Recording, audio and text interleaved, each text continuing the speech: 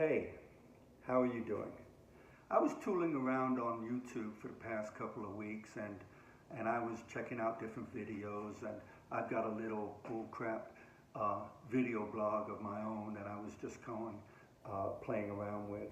And I happened upon a bunch of videos from Texas A&M, great institution, and all these other videos about what does a lieutenant need to do to be successful.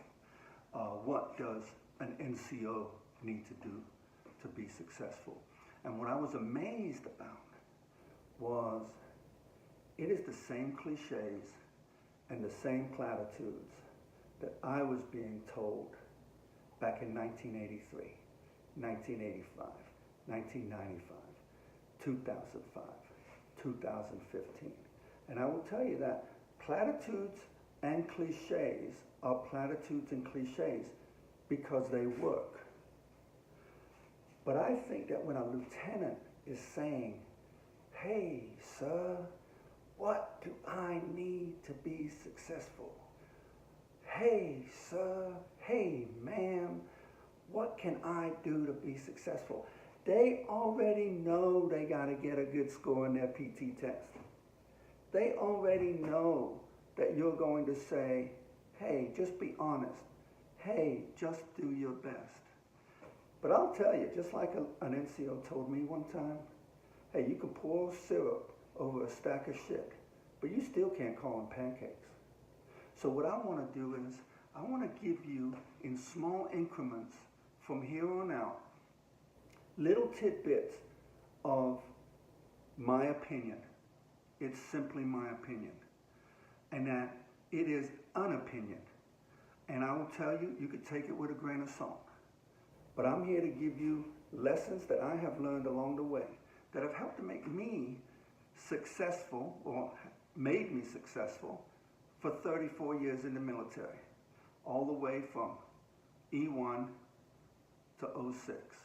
Now, a lot of people who know me will tell you I wasn't successful at any of those ranks, and I would not necessarily disagree with them.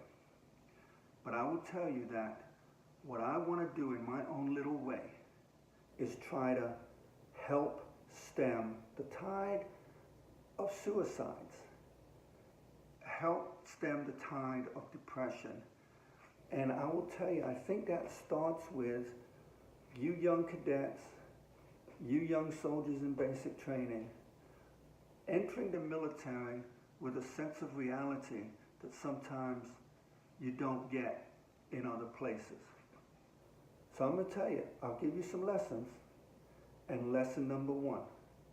Lesson number one, and don't ever forget this lesson.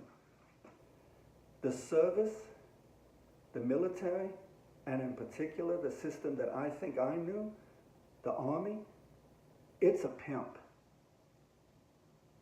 Let me let that sink in. The Army is a pimp.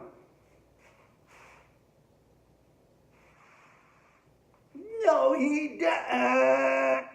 Oh, yes, he did. But let me tell you something. My pimp's been very good to me. My pimp was very good to me. My pimp gave me money. My pimp gave me cars. My pimp sent me all around the world to new and exciting adventures. My pimp has set me up in a very comfortable retirement. But let me tell you something. The reason it's a pimp is you can see every day where soldiers, officers, NCOs did not fall in line with what the program was saying, and they got pimped.